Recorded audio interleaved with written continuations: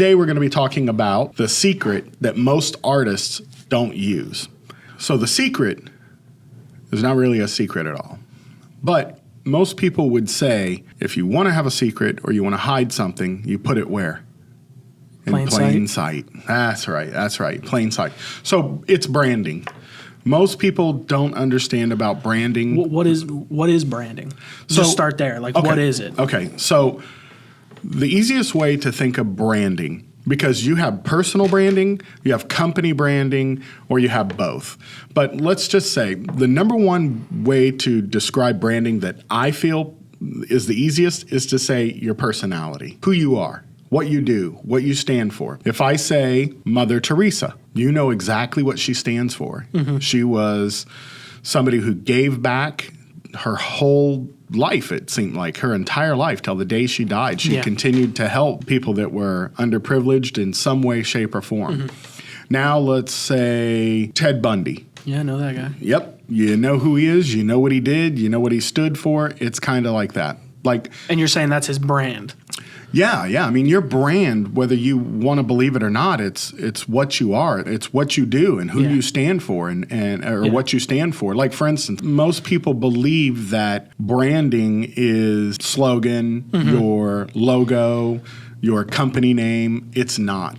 It's really what you do and who you are that resonates with your tribe of people. And why is this so important? It's important because if you try to be everything or something to everybody, you'll be nothing to everybody. That's basically what happens. You have to know who your tribe and who your people are, and knowing that and staying true to it.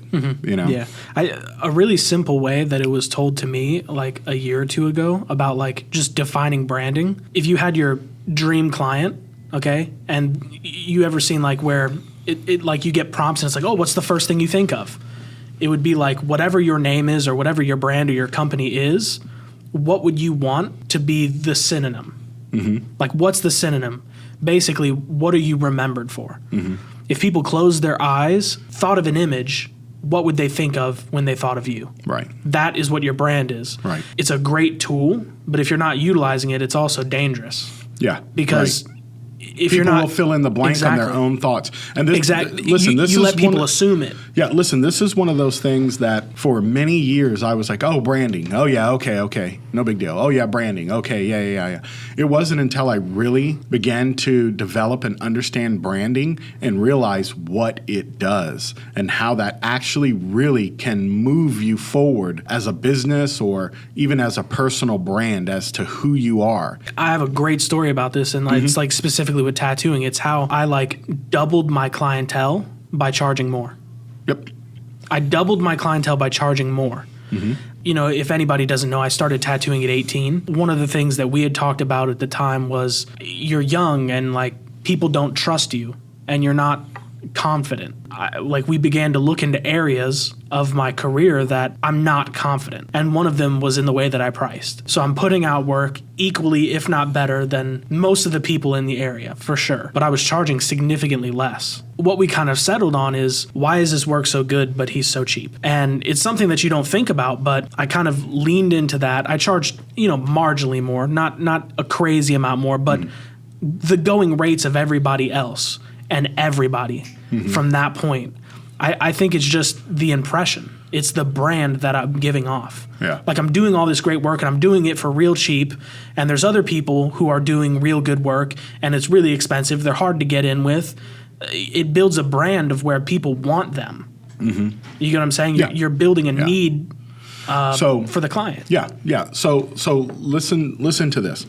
So there was a guy who owned a chic boutique, and all he sold was high-end handbags and like purses. He was talking to his staff, and he was like, "Listen, guys, you don't have to sell this. It has a brand." And they didn't quite understand what he said. And he said, for the next 3 days, this is a real story. For the next 3 days, we are going to lower the price of every single handbag and let's see what happens. And they lowered it, I think it was like 50 or 60%. It was something that I thought was ridiculous. I was like, this is ridiculous. Anyways, of the people that came in, only 20% bought just saw it and bought it exactly how that it was, what the price was. Then there was 50% that when the people started to walk out, they were like, hey, you know that these bags are actually blank, blank, blank amount, and we're testing something or wanting to see who would purchase.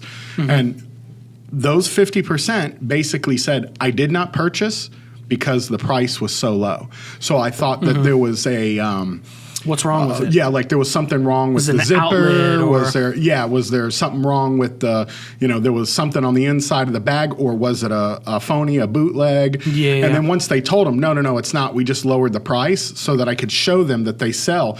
The people basically told them, no. I wanted to pay X amount because that's the quality of what the brand is, and that's how it makes me feel when I wear, a Chanel, or when I wear, those type of purses.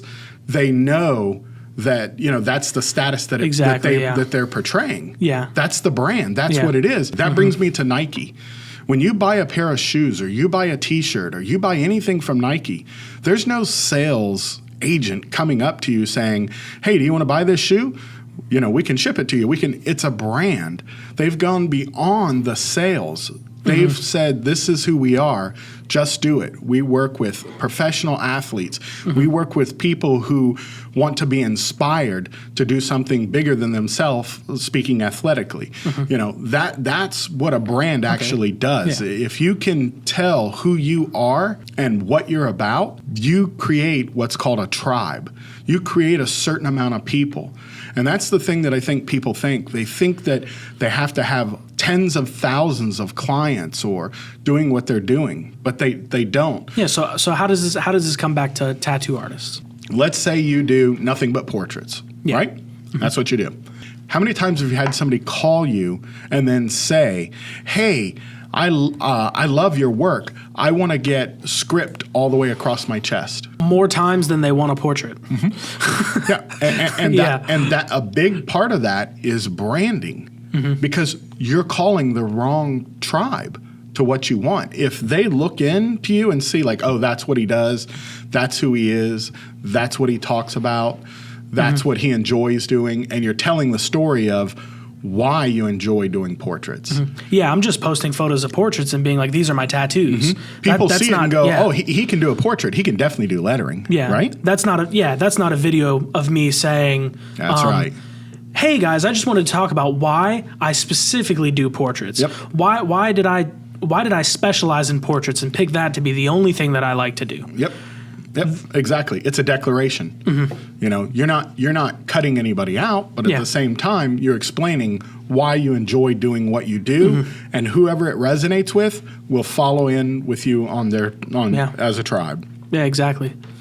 So that's a huge portion to branding, but that's why I call it a secret, because it's in plain sight. And for so long, I just totally ignored it until about 6 years ago, when I really started developing a brand, and I really started knowing, who my tribe is, and who do I resonate with, and who resonates with me, who actually gets me. Those were some of the things that I started, thinking about.